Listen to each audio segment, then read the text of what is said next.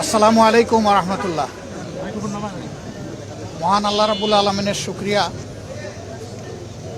যে আমরা একটি নৈতিক দায়িত্ব পালন করার জন্য এখানে এসেছিলাম। আমরা সবাই জানি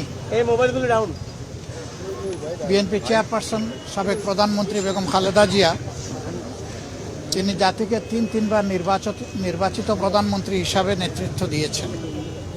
এর বাইরেও তার একটি সংগ্রামী আপসহীন জীবন ছিল।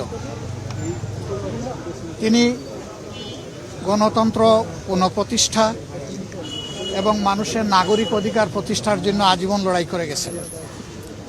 সেই লড়াই করতে করতে তার শেষ জীবনটা অত্যন্ত বেদনাদায়কভাবে জেলেও একাকিত্বে কেটেছে।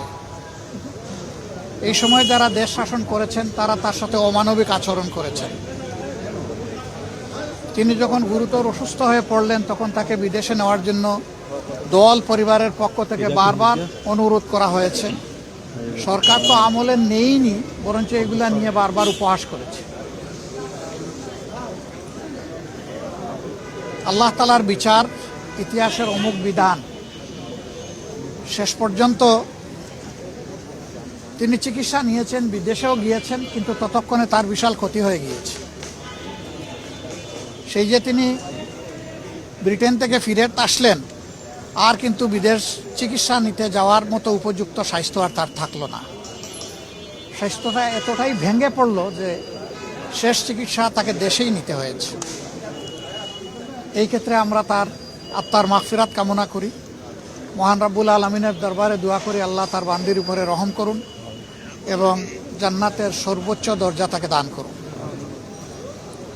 আমরা সহানুভূতি জানাই, সহমর্মিতা জানাই তার সন্তান বিএনপির ভারপ্রাপ্ত চেয়ারম্যান জনাব তারেক রহমান সহ তাদের পরিবারের সদস্যবৃন্দ, সংগঠনের নেতাকর্মী এবং তার চিকিৎসা কাজে যারা নিয়োজিত ছিলেন সেই সমস্ত চিকিৎসক সমাজের প্রতিও আমরা ধন্যবাদ জানাচ্ছি, কৃতজ্ঞতা জানাচ্ছি যে তারা বেগম খালেদা জিয়া দেশনেত্রীকে অত্যন্ত আন্তরিকতার সাথে তাদের সর্বোচ্চ যোগ্যতা অনুযায়ী তারা চিকিৎসা সেবা দিয়েছে।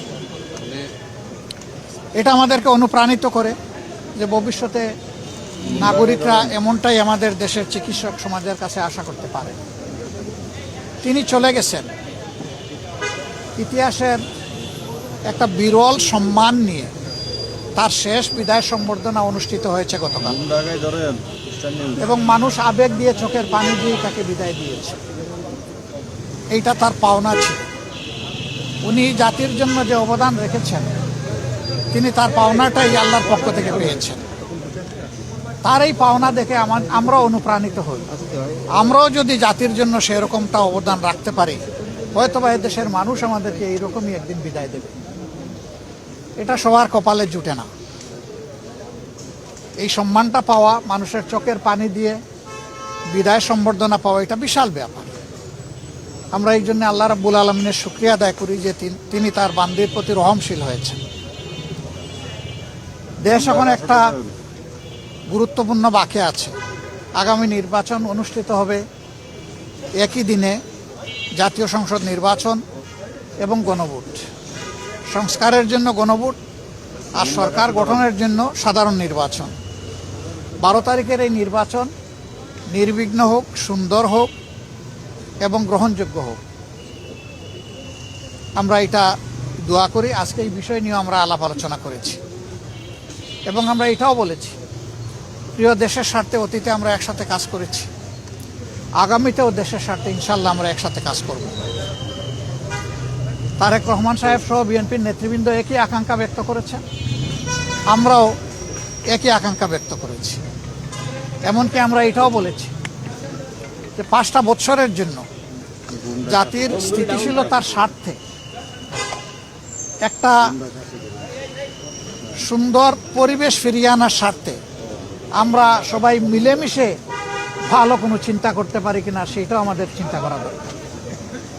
এবং আমরা এটাও বলেছি নির্বাচনের পরপরই, সরকার গঠনের আগেই আমরা ইনশাল্লাহ বসবো, খোলা মনে কথা বলবো, জাতির জন্য আমরা চিন্তা করব, জাতির জন্য আমরা সিদ্ধান্ত নিব। আপনারা দোয়া করবেন আমরা সবাই যেন ম্যাডাম যে ঐক্যের জায়গাটা পাটাতন যেটা তৈরি করে দিয়ে গেছেন, তার উপর দাঁড়িয়ে আমরা যেন আমাদের দায়িত্ব পালন করতে পারি। আপনাদের সবাইকে অসংখ্য ধন্যবাদ। আবারও ম্যাডামের আত্মার মাগফিরাত কামনা করছি এবং সুখ সন্তপ্ত পরিবার, তার আপনজন, প্রিয়জন, তার সহকর্মীবৃন্দ তথা দেশবাসীর প্রতি আমরা গভীর সমবেদনা জ্ঞাপন করছি। আসসালামু আলাইকুম ওয়া রাহমাতুল্লাহ।